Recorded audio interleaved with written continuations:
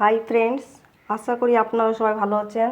আজকে আমি তৈরি করছি পাকা আমের আমসত্ত্ব।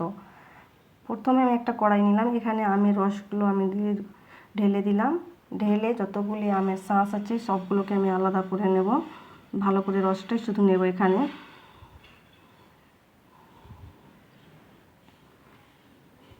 এই যে আমি হাত দিয়ে ভালোভাবে আমের রসটাকে নিংড়ে নিচ্ছি।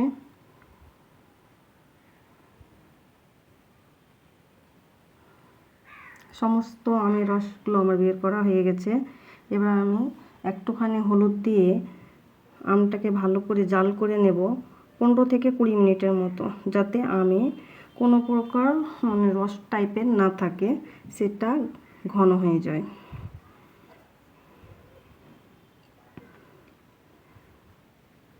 এখানে আমি কোনো প্রকার চিনি কোনো কিছু অ্যাড করব না, শুধুমাত্র একটুখানি হলুদ অ্যাড করেছি।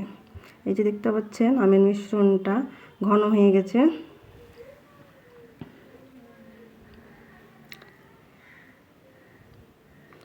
এরপর আমি এখানে দুটো থালা নিয়েছি। প্রথমে আমি একটা থালায় আমের মিশ্রণটা ঢেলে দেব। দুটো থালায় আমি তেল লাগিয়ে নিয়েছি, গরম অবস্থায় ঢালতে হবে। আমি সারা দিনের জন্য রোদে রেখে দেব। এবার আমি রোদে রেখে দেব। এই যে একদিন সারাদিন আমি রোদ দিয়েছিলাম, আমসত্ত্বটা আমার ভালোভাবে একদিনে শুকিয়ে গেছে।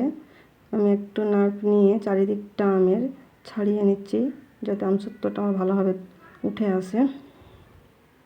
এইভাবে আপনারাও বাড়িতে একদিনে আমসত্ত্ব তৈরি করতে পারবেন। আশা করি আপনাদের ভিডিওটা ভালো লেগেছে। দেখার জন্য ধন্যবাদ। এইভাবে বাড়িতে আপনারা একদিনেই আমসত্ত্ব তৈরি করেন।